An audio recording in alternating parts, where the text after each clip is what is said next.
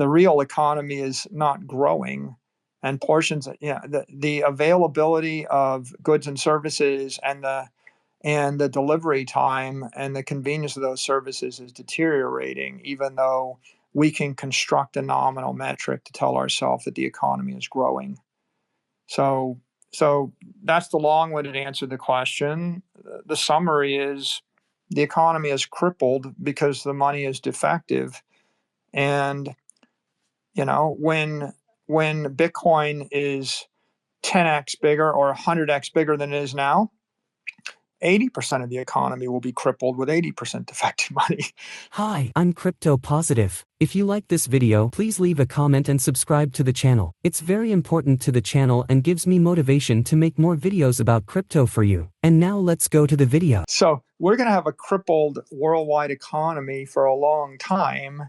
And if you're wondering, where the signs of that are, well, just look at across the entire world. Look at what's going on in Sri Lanka. Look at the problem in China when they blow up the 30 apartment buildings that are empty. Look at the problems we have in South America. Look at the slums. Look at the urban blight. Look at the crime. Right? We have it all around us, and these are all just signs of corrupt, defective energy systems that just don't work. What I'm hearing you saying is, Bitcoin in many ways is like the first true level playing field we've ever really had. I mean, besides something like gravity, thermodynamics, et cetera, the first man-made level playing field, let's say.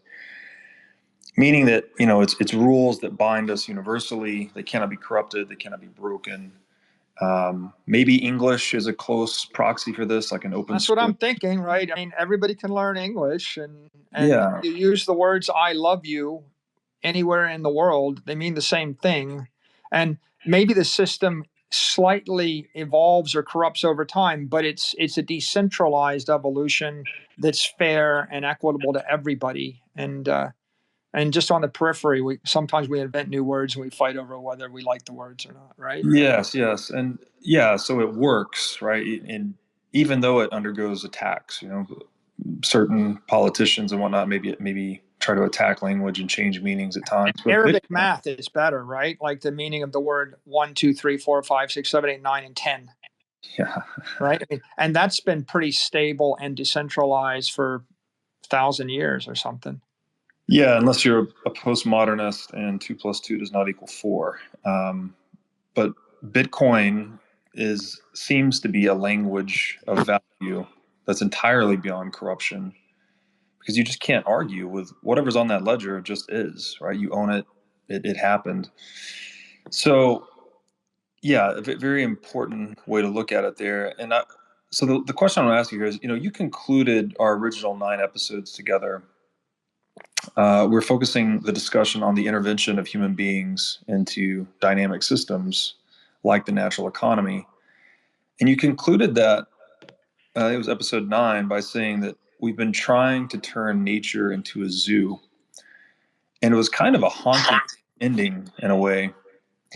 And it certainly seems like the construction of that zoo has started to accelerate recently. How do we free ourselves from this? How do we prevent ourselves from becoming zoo animals, if you want to use that analogy?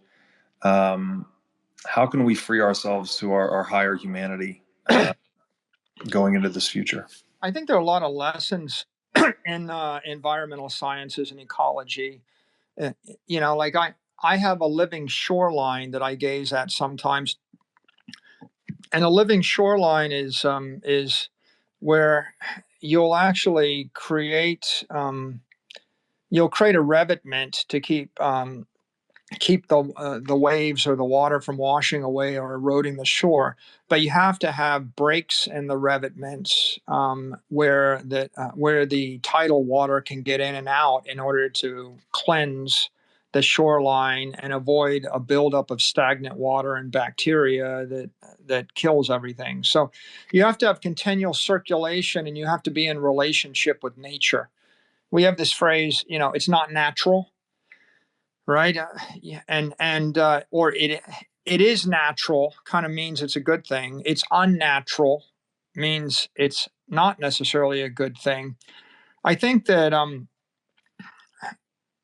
zoo creatures will live longer in captivity, but they end up becoming fat and blind and toothless, and they can't fend for themselves. They have to be fed. And over time, if you start to conclude that the healthy lion is the fat, toothless lion that has to be fed through a feeding tube, then you have a pretty distorted view of virtue, right? And so, so studying the lions in the zoo is probably not a good idea. And if you decide to domesticate yourself, then the question becomes, who's your zookeeper? And when will they tire of you and stop feeding you through the tube and stop protecting you? And as soon as they stop, you're going to die.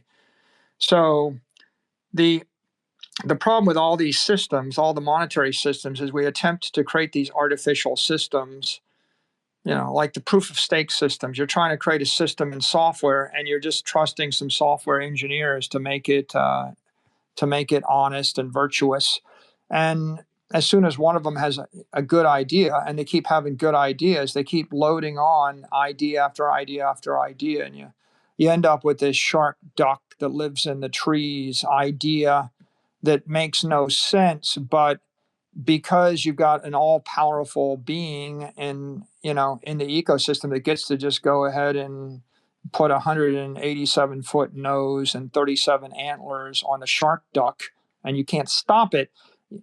There's no feedback to point out that having 137 antlers on a shark duck makes it impossible to swim, right, or fly. So the way that you keep from creating those monstrosities is you subject yourself to natural rigor on a consistent basis, right? And Bitcoin, it subjects itself to natural rigor because you have to generate SHA-256 hashes, and you have to generate them consistently with energy. And you start breaking the rules, you can't generate the hashes, or if you fall behind and you have old antiquated equipment, you can't afford to compete with the new modern equipment. So there's a never ending replacement of the old generation with the new generation, and the lazy, incompetent is squeezed off the network by the younger, more aggressive, right? And someone that loses their money because they lose their keys. They don't just get it back by appealing to authority. They lose it, and it's a contribution of their energy to everybody else in the ecosystem. So Bitcoin is naturally engineered to be organically healthy in the same way that a creature in nature can't help but be healthy.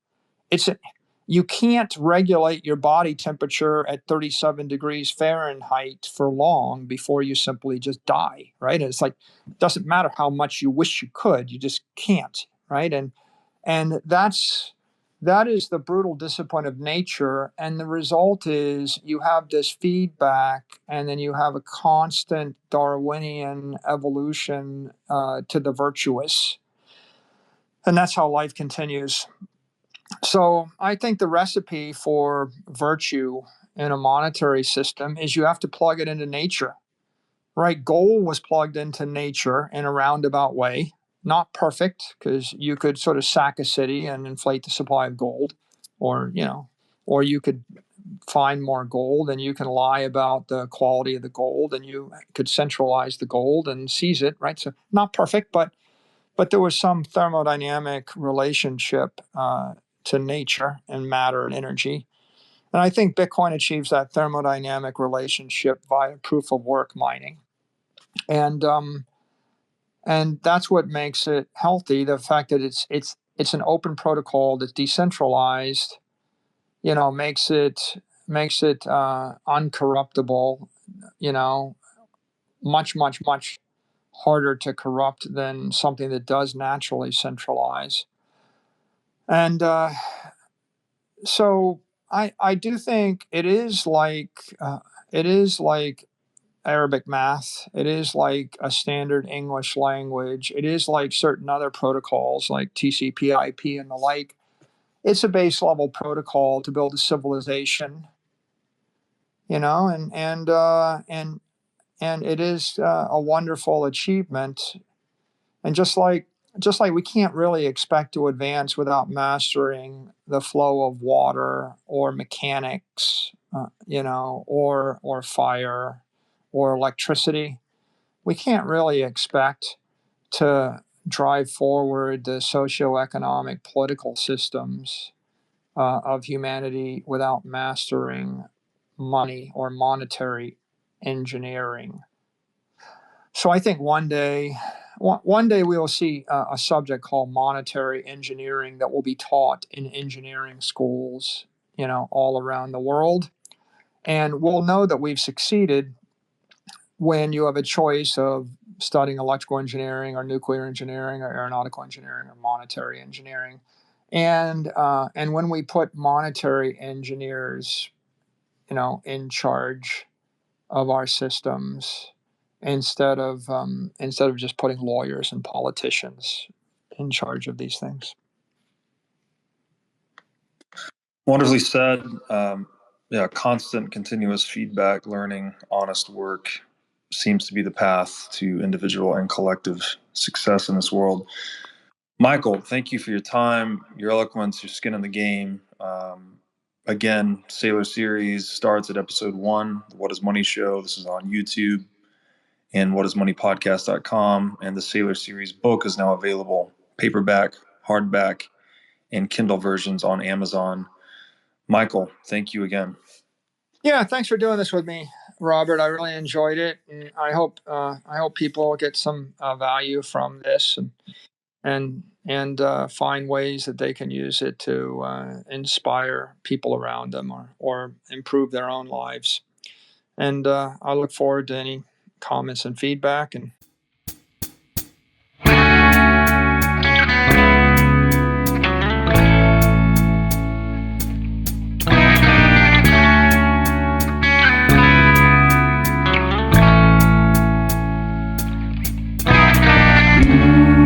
Пустой зал, ожидание вокзала. Стою и смотрю куда-то в сторону перрона.